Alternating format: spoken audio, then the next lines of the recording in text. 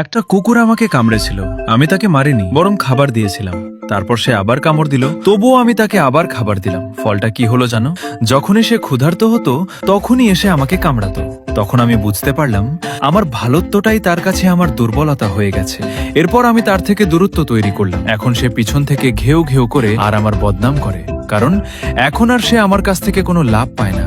শেষে আমি সত্যিটা বুঝলাম, এমন মানুষদের কাছে তুমি ততক্ষণই ভালো যতক্ষণ তুমি তাদের কিছু দিচ্ছ, আর যেই মুহূর্তে দেওয়া বন্ধ করবে সেই মুহূর্তেই তুমি তাদের কাছে খারাপ হয়ে যাবে। মাছ ভুনা,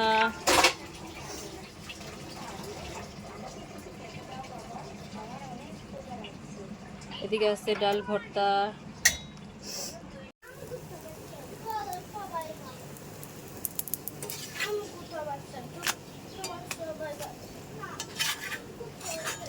আরে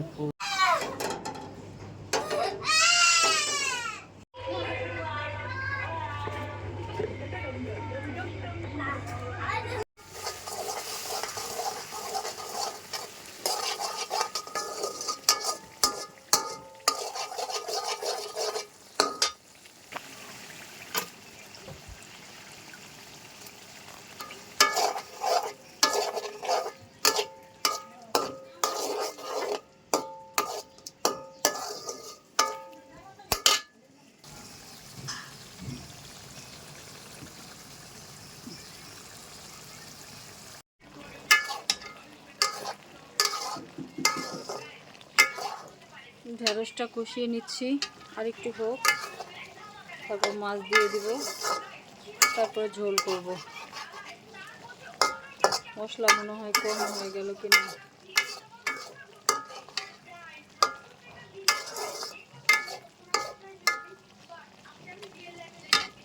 ঢাকি নাই, আজকে না ঢেকেই সিদ্ধ করবো, আর একটু সিদ্ধ হোক।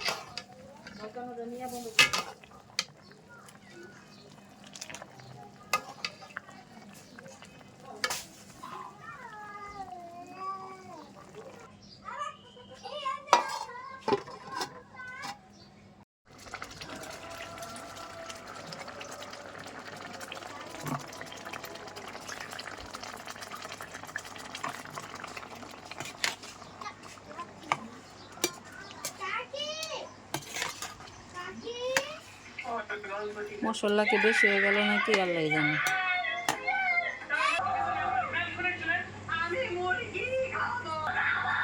এই দেখেন পাটি।